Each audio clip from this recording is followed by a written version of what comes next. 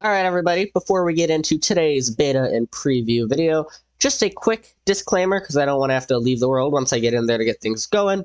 The recipe unlocking is no longer an experimental toggle, like the crawling. It is officially a world option, so you can turn it on or off, but of course we're looking at all the features, so we're going to turn it on. Anyways, let's go ahead and get into the features. Alright everybody, so today we're taking a look at beta and preview version 1.20.20.21, and rather than just laying out all of the features right off the bat, I'm taking this one by one because I just feel like doing things differently today. So first of all, we're taking a look at some recipe unlocking changes. So first of all, like we mentioned earlier, the recipe unlocking is no longer an experimental feature. Those items are going to be used here. We will get to that in a moment. As a known issue, the recipe unlocking, when I showed it to you, it was in the world edit screen. But if you're creating a brand new world, there is an issue where it doesn't properly show up as an option. They are aware of this. They're working on fixing it soon. But the recipe unlocking features are no longer visible on your pause menu. When you're here, it's now going to fit the text properly in it for different languages. And the notification text will no longer bleed out of the screen. But the main issue that is being worked on right now is the recipe book search. So the recipe book search, right here when you're searching for items, it has been updated. So if you were to type TOR, you will see all the torches. But previously, it would also show you a comparator because it ends in TOR. They have changed this so that only the first few letters are visible. They've also changed it, so right here, if you've only ever unlocked certain recipes, for me, just the crafting table, because I grabbed this, that's all you can see. But if I were to search, say, beacon, you can see everything. They claim this is a better way to make it so that new players aren't overwhelmed, but experienced players can still find anything and everything that they want or they need. I'm not sure how I feel about this. I think it will work. They are also working on implementing this onto Java. But if we just search like diamond, you can see all the diamond stuff, even though none of it is here. If we come pick all this stuff up, there are all the recipes being unlocked. And now we actually have access to all of these craftable items. Alright everybody, two things. First of all, there is a thunderstorm going on outside by me, so if you hear any weird noises, that is what it is. Second of all, back to the changelog, there was a singular mob change, and that is to do with the camel. The sound the camel made when walking on red sand, suspicious sand, and concrete powders did not match the sound played when walking on normal sand. That should have been changed, so let's go ahead and take a listen.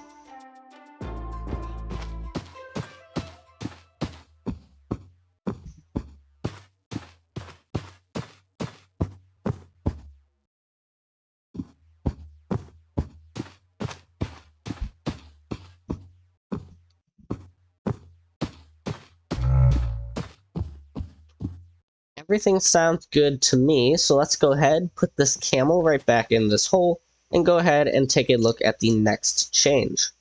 So the next change is actually a pretty interesting one. It is a player sleeping percentage game rule. So / game rule, player sleeping percentage.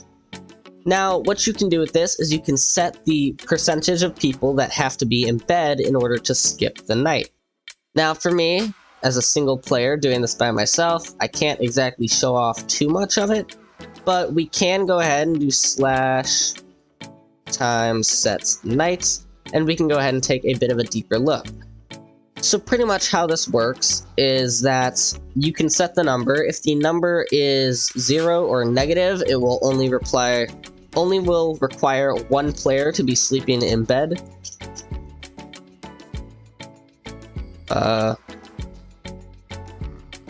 Alright, so it is 0 or negative, but I just get kicked out of bed right away, so that's... let's see, what if we set it to 1? Now I can get in bed.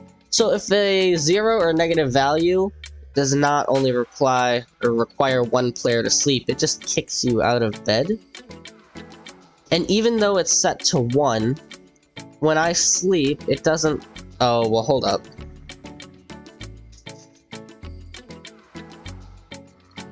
That's because the daylight cycle's been deactivated, isn't it? If we get in bed now, it should make it daytime. Yeah, see, now it's daytime. But if we go ahead and set it back to night, and set this back to 0... Oh, so you don't even have to sleep when it's 0, you just immediately make it day. Okay. Okay, that's interesting. Interesting revolution. Now, it says that if you set it to 100 or above, you cannot skip the night. So we set it to 100, get into bed.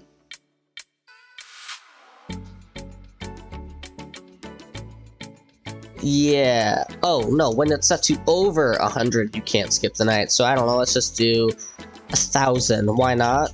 Time set night, get into bed, and nothing should happen.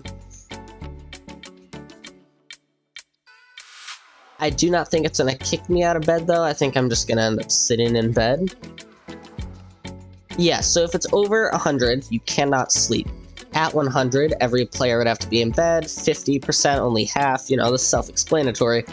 But if it's at 1, ideally, you'd still need 1% of players to sleep. Realistically, 1% would that would incline that only one person has to be in bed. But setting it to 0 or below, you don't even have to sleep. Only one player has to click on the bed, and it's legit half a second, and then it's morning.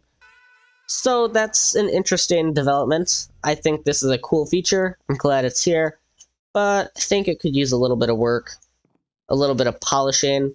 I don't like that when it's set to 0, you just immediately skip the night. I still think you should get in bed and, like, go to sleep. Just only one player would have to do it. So, really cool. I'm really glad to see this being developed, but I think it could use a little bit of work. Alright everybody, here are the next few changes of the changelog. First of all, bone meal coming out of a dispenser will now once again properly fertilize pink petals. Previously this wasn't working right, but now you can make a pink petal farm using redstone. Previously this was broken and you just had to use your hands, not sand, hand. So that has now been fixed. Next up, cocoa beans. Any falling block will once again be broken on them and break into their item form. Projectiles will properly sink into top snow. As you can see, that is quite clearly inside of the snow block. Splash water bottles will no longer be thrown backwards when looking straight up. Previously, it looked like it was being thrown out of your back. As you all know, it is obviously quicker to mine a shulker box with a pickaxe. However, the mining time on a shulker box with your fist has been lowered. Previously, it took an extraordinarily long time. Now it just takes a decently long time. A lot more reasonable though. Previously, it was like mining obsidian with your fist, it just didn't break. And there is one more change. We go ahead and pop back into creative. You can once again use bone meal on the seafloor to grow corals and, you know, grass. And to be honest, I didn't know that this could give you coral fans, so I kind of feel stupid not knowing that now. But it was broken in the last beta. It once again works. So if you're trying to grow a bunch of corals and cover the seafloor in grass, you once again can. So this was just a real interesting little thing. I was reading through the changelog, and it mentioned that the lapis lazuli icon in the enchantment table, so this right here, will now match the one in the smithing table. However, in case you haven't noticed, there isn't an icon for it in the enchantment table. There's just an icon for the smithing templates. So either there's a bug that it doesn't show any icon there, or it's just not supposed to. But seeing as the changelog distinctively says that this icon is supposed to now match this one, even though there isn't one there, I'm willing to bet that is a bug, so I'm probably going to have to go ahead and report that to the Mojang devs. Alright, so there are a few changes revolving the Warden, which is all the way back there in a pen, and the Sculk Sensor and Shrieker. First of all, the Sculk Sensor and Shrieker will no longer risk giving out a vibration if they're at the edge of your simulation distance. 08, right about here. They're right at the edge. And so even if the snowball lands right next to them, it shouldn't be sending out vibrations. As you saw, it activated, but it's not activating the sculk shrieker because it's not going to risk sending out that vibration in case it spawns something as you're about to despawn it. Vibrations will no longer be produced when you stop using an item while crouching. Meanwhile, if I canceled it while I was standing up, see, it senses it. But if I start drinking it and then I crouch and scroll off it, it doesn't send out a vibration at all.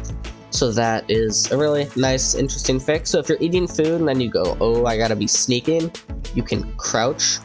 I'm not sure if I start drinking it up here though, and then crouch and finish it, it will still send it. So if you start drinking, crouch, cancel it, and then start again.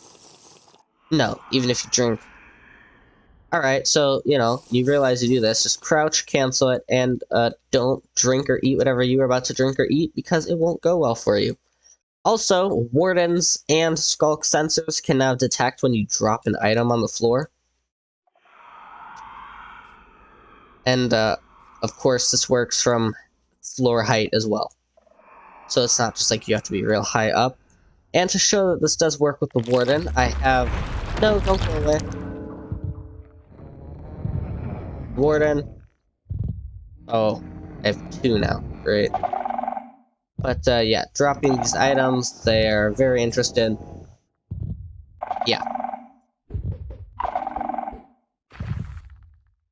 And that's where we're going to end our endeavors with the Warden. And finally, there are a whole bunch of changes to block destroy times.